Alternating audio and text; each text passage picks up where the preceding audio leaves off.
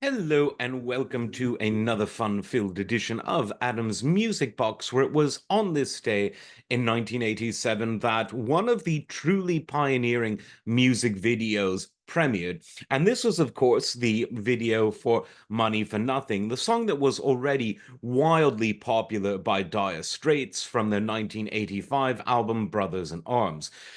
Now, that album absolutely dominated the mid-80s and beyond. And MTV in particular was very, very keen to have a fully fledged music video, one that would sort of go down in the history books. And everyone was on board except for Mark Knopfler, the de facto leader of Dire Straits, lead guitar singer, songwriter, etc.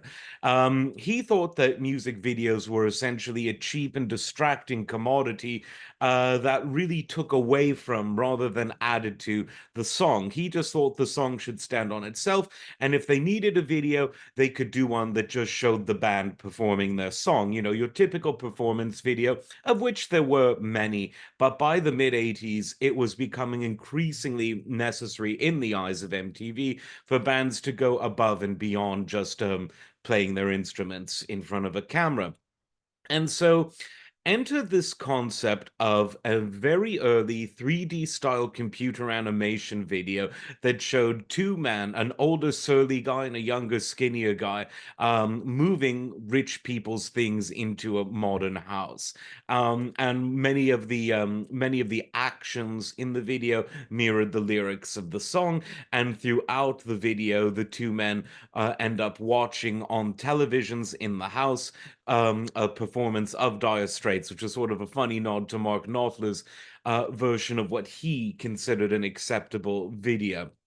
Now, the video was one of the biggest of all time. I would frankly put it up there with Peter Gabriel's Sledgehammer as one of the most important of the 80s, because both of them used new animation styles to really grab people's attention. We talked about the claymation of Sledgehammer a while back and its innovative use of that style of animation and the other stop motion techniques used in that video. And for this, the early computer generated 3D animation was something that people would, in a few years, take for granted. But when this came out in the middle of the 80s, people's jaws dropped because they had never seen anything like it. It's like a cartoon, but it's on a computer and it looks all futuristic, is what someone would have said at the time. But they would have been right to say so because it really was that innovative. And I think this is one of the instances where a video, if anything, helped a big song to become even bigger. Because MTV had the ability to make mediocre songs into giant hits, and there were some giant hits that didn't need MTV. But then there were the sort of songs that fit in the middle of the Venn diagram where they were already big hits, and deservedly so because they were great songs. But when you combine that with a really innovative and cool video, they became even bigger. And this was absolutely one such instance of that. Now, Dire Straits didn't do many videos before or after this, but they will forever be known as a song and video that really changed the way that people think of animation and the possibilities thereof. And in that sense, I think the Money for Nothing video really helped an emerging art form become a mainstream art form. I mean, it was less than 10 years later that the first ever Pixar film, Toy Story, became one of the biggest animated hits of all time. And there is a link between this animation and what became possible by the mid 1990s, which was a much more sophisticated style of 3D computer animation.